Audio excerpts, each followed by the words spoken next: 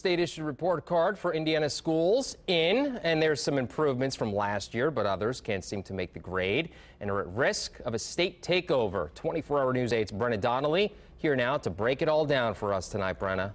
Phil, the good news is 62% of Indiana schools got an A or a B grade. That's more than half doing well or very well. But the state still handed out 113 Fs, the majority in Indianapolis. Good.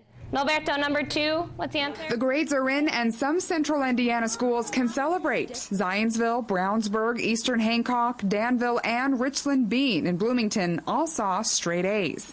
Other schools might not want to put theirs on the refrigerator. Out of the 64 IPS schools, 28 failed. Kokomo and Taylor saw 6 Fs together. Warren Township saw 6. Wayne and Decatur Township, as well as schools in Anderson and Lafayette, also saw at least 1 F in their districts. I definitely think that schools have a good indication, a pulse on how their students are doing and where they want to address those needs and how they want to move forward. Because moving forward could mean the difference between staying open and closing their doors. After 4 Fs in a row, the state takes over the school to change it or close it.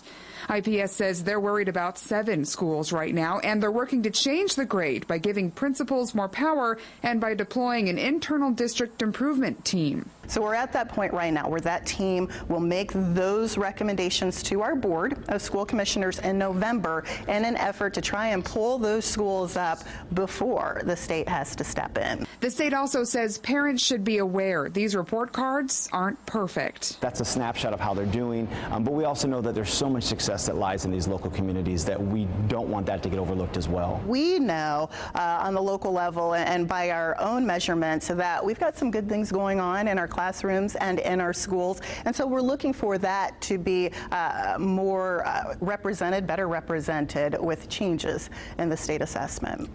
And those changes to the state assessment are coming as early as next year. The No Child Left Behind Act is out, and the Every Student Succeeds Act, or ESSA, is in. That means next year Indiana schools will be graded on a state level and a federal level, and that transition to all federal guidelines will finish in 2019. Brenna Donnelly, 24-hour News 8.